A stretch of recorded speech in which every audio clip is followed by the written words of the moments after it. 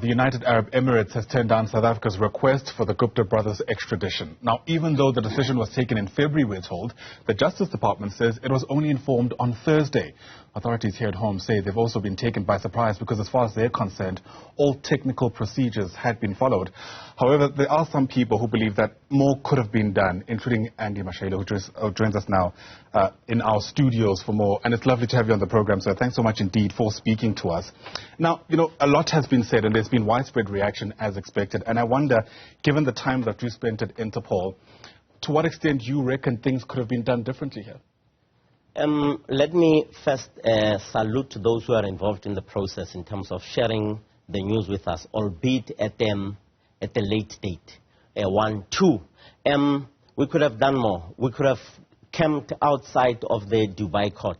We could have camped outside of the embassy. We could have done things differently. We cannot delegate our responsibility. We should not have waited on Dubai to say to us the case set in February. We were supposed to have been there. I am 100% certain, that we have an embassy there. We could have deployed one person to track the process and ensure that we know what is going on. We respect the authorities' response, but we think that the best was not done. Sure. Is that standard procedure, though? I mean, in any other instance, if there's a notice for an extradition, you'd expect the countries involved to be diligent in their diplomatic communications such that you don't need to go to the extent of having people camp outside courts. I mean, are you saying that this was an exceptional case and therefore we should have had exceptional interventions like the one you've just listed? It is a matter of national interest, and public interest in this instance weighs more than our reliance on diplomatic relations and diplomatic communication and diplomatic exchanges. We were supposed to have twinned these extra measures that I'm talking about with the diplomatic measures that we normally put in place. The response from people watching from the outside is that it's also quite telling how everything unfolded. So if the department is to be believed, they did actually ask for some kind of update on their extradition application. Crispin Piri said they were met by radio silence. That's what he said in the media so far. It's only when they followed up with the ambassador did they eventually get an outcome about that particular application. Those watching say that it says a lot about how the UAE actually views South Africa. In other words, it doesn't think much of this country's authorities. Is that how you see it? Exactly. They don't hold us in high regard. Right. Excluding all other measures, including the other stories that we have seen about the gold mafia and many of those things, it means they do not hold South Africa in high regard. And it is time that we should also indicate to other countries in the world, including the UAE, that we are not for takers, meaning we deserve to be respected. We are hosting their people in our country, and they're hosting our embassy, and they have got to see us on the same level as they are, because that's how and where we hold them in terms of relationships, in terms of the very same diplomatic relationships. We must stop begging for our dignity. We must go get our dignity. End of story. Yeah. One wonders what the next steps ought to be, because part of what we heard from organizations that have reacted to this is that there's no point in appealing this particular application, because if the reports are anything to go by, the Guptas have even left the UAE already.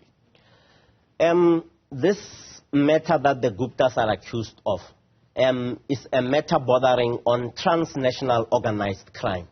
And this country has a responsibility, this country meaning South Africa, has a responsibility and an obligation to hunt down those who committed organized crime in our country. They are suspected of being involved in organized crime. And we have a responsibility, to hunt them down and ensure that any other example or any other person who wants to do what they have done is deterred from doing it, because of the steps that we have taken to ensure that we hunt them where they are and we bring them to justice, obviously within the confines of the law. Absolutely. But it doesn't seem that that's always possible in a context where not all parties play ball. Again, this is through the version of events as outlined by the Justice Department. I'm interested to find out, what they can do which is worth their while. Say they try appeal this successfully in the UAE. What point is there if indeed the Guptas have left that country? In other words, if the UAE, through its own jurisdiction, can no longer bring the Guptas to book? Let us hope and pray that the country that they have gone to has a relationship with Interpol, meaning it forms one of the 195 member countries of Interpol. Then the people of this country, through their Interpol office in Pretoria, can then request that country through the red notice, which is still active in my understanding, as well as ensuring that that country respects the rule of law and it hands them over. In the event that that country or countries that they would run to are not member countries of Interpol, and the Interpol coordination and mandate does not cover them, then it means all our efforts are water through a leaking bucket. Wow, as in that's where it ends. If the Guptas go to a country that's not working with Interpol, essentially South African authorities can't do anything about that. Yes. Wow. Okay, hopefully they're not listening. But in some respects, you know, there's also concerns around how the country is being viewed, as I mentioned, especially because of what's currently taking place, right? So we're trying to find the Guptas whose crimes, alleged crimes perhaps I should say, have been well documented. Whilst at home, we have fugitives that we're struggling to find in the form of the Thabo Bestas of this world. How do you reckon all of that fares with the international community who, without a doubt, is watching as all of this continues? We are pariahs of the world in terms of organization, in terms of executing the mandate prescribed by the Constitution, and the people of this country who hope every morning when they wake up that this will be a better day. Other countries, when they look at us in terms of the events that you are mentioning and the ones that we have seen, we have read about and seen in social media and in the mainstream media, we will never be taken serious until we change course and direction. Where do you reckon that needs to begin? It needs to begin at the top. Let's take this Gupta situation. Like I said, the offices responsible, the Department of Justice, through the NPA and all other interested critical stakeholders within that space. Like I said, Ayanda, we're supposed to have deployed somebody to outside of the court, outside of the embassy, outside of the processes. If we didn't know, we were supposed to have requested our embassy in the UAE to ensure that we know what is going on. I respect the rule of law. I respect the explanation given to us as in diplomatic relations at the highest note. If that fails, we find ourselves in this situation. So what do I normally do when I give strategic advice on organizations and people dealing with security and matters of safety and security, be it cyber security? I would twin your conventional and unconventional, so that when A fails, you have B to fall back on in terms of accomplishing the mission that you want to accomplish, which is bring the people to come and face the full might of the law and get justice. If they are not guilty, the court will pronounce. If they are guilty of the crimes that they are charged with, the court will also pronounce. And I'm sure the people of this country must and will respect the rule of law and the judgment or decisions taken by the courts of the country. Whether we love the Guptas or we don't love the Guptas is neither here or there. It is a matter of respecting the court of law. Yeah.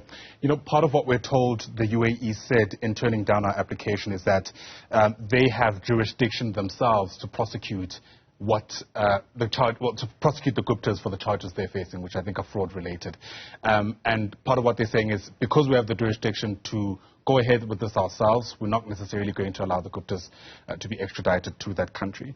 I'm interested to find out what then could have been done with this twinning strategy that you've just told us South African authorities should have implemented. So we're told no, and then what do we do next as a plan B, you suggest? I'm not sure as a plan B after the appeal as pronounced by the Department of Justice. when it becomes successful, like I think there's one country, if I'm not mistaken, it should be Finland. I'm not quite certain. I can't remember the name. UAE turned down the request for extradition and they appealed successfully. So I'm banking on the fact that the appeal by the Honorable Minister's Department of Justice, that it will come through and the people of this country will be satisfied in terms of the Guptas coming back here to face the full might of the law through, obviously, our courts. If that fails, I'm not sure what should be the next step.